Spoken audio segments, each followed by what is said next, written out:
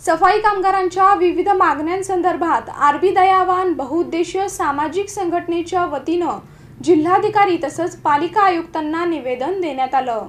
पालिकेकडील सफाई कामगारांच्या अडीअडचणी, विविध प्रश्न आणि मागण्यांसंदर्भात आरबी दयावान बहुउद्देशीय सामाजिक संघटनेच्या वतीनं आवाज उठवण्यात आला।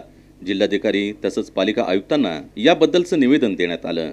कोरोनासारख्या महामारीच्या काळात सफाई कामगारांकडे प्रशासकीय यंत्रणेचं साफ दुर्लक्ष होत असल्याची तक्रार संघटनेचे अध्यक्ष रमाकांत बाळशंकर यांनी केली। गेल्या 20 ते 30 वर्षापासून कार्यरत असणारे सफाई कर्मचारी अद्याप त्यांना कायम होण्यापासून वंचित ठेवण्यात आलेले आहे।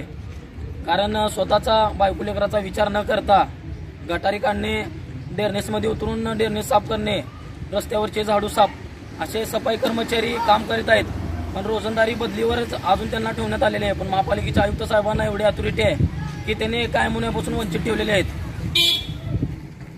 तसेच सॅनिटायझर, साबण, मास्क हे गेल्या कोरोना आल्यापासून 1.5 वर्षामध्ये फक्त एकाच महिन्यात दिलेले आहे। अजूनपर्यंत त्यांना देण्यात आले नाही। आरोग्य खात्याने त्यांच्याकडनं काम करून घेण्याचं फक्त काम केलेलं आहे आतापर्यंत। पण आरोग्य अधिकाऱ्यांनी त्यांच्या आरोग्याची लक्ष त्यांच्याकडे कुठलाही विचार केला गेला नाही, त्यांच्याकडे बघितलं नाही। कारण हे सफाई कर्मचारी मागासवर्गीय दलित असल्यामुळे यांना वंचित ठेवण्यात आलेले आहे।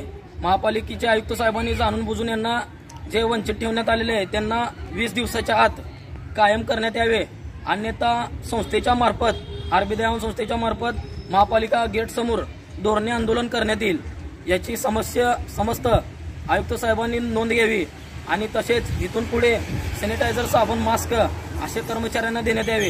आणि आमची एकच मागणी आहे की कर्मचाऱ्यांना लवकरात लवकर कायम करण्यात यावे, अन्यथा मोठ्या प्रकारे आंदोलन महापालिकेच्या गेट समोर करण्यात येईल आणि धोरणे आंदोलन महापालिकेच्या गेट समोर करण्यात येईल, एवढी समस्त आयुक्त साहेबांनी नोंद घ्यावी।